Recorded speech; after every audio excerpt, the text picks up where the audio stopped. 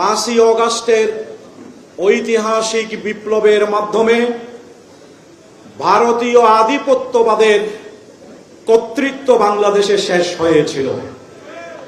আবার ভারতীয় আধিপত্যবাদ এই বাংলাদেশে প্রতিষ্ঠা করার সোল এজেন্ট হিসাবে আমি পুরো সরকার বলবো না, সরকারের কতিপয় মন্ত্রী এবং ব্যক্তি সেই এজেন্ডা বাস্তবায়ন করার চেষ্টা করছে। আমরা মাননীয় প্রধানমন্ত্রীর দৃষ্টি আকর্ষণ করতে চাই, গণভোটের রায় এবং সংস্কার এটি আপনাকে বাস্তবায়ন করতে হবে। এটি বাস্তবায়ন করা ছাড়া বাংলাদেশের প্রধানমন্ত্রী হিসেবে আপনি কন্টিনিউ করতে পারবেন কিনা যথেষ্ট সন্দেহ আছে। সুতরাং বিএনপির একটি সিন্ডিকেটের কাছে মাননীয় প্রধানমন্ত্রী আপনি জিম্মি হবেন না, আপনি রাষ্ট্রনায়ক উচিত ভূমিকায় অবতীর্ণ হন।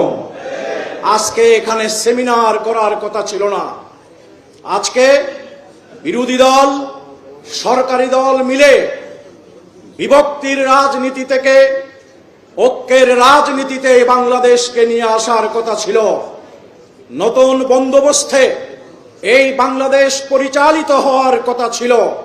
নতুন বন্দোবস্তে বাংলাদেশ পরিচালিত হওয়ার, নতুন বাংলাদেশ বিনির্মাণের যে স্বপ্ন, শহীদদের যে স্বপ্ন, জুলাই যোদ্ধাদের যে স্বপ্ন, এই স্বপ্ন বাস্তবায়নের জন্য গণভোট, যেটিতে 70% মানুষ রায় দিয়েছে, এটিকে উপেক্ষা করতে পারবেন না। এই গণভোটকে উপেক্ষা করার কারণে কাশ্মীর এখনো জ্বলছে।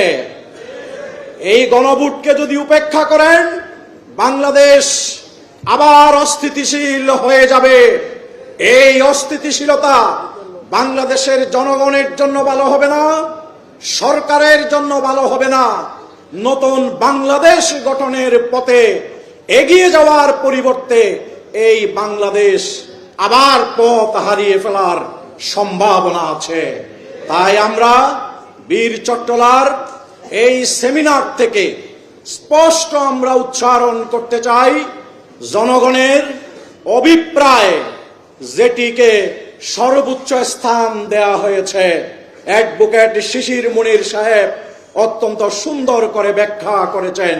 সুতরাং জনগণের এই অভিপ্রায়কে শ্রদ্ধা করে আমরা বিরোধী দল সরকারি দল মিলে আমাদের স্বপ্নের বাংলাদেশ গঠন করার দিকে আমরা এগিয়ে যাই।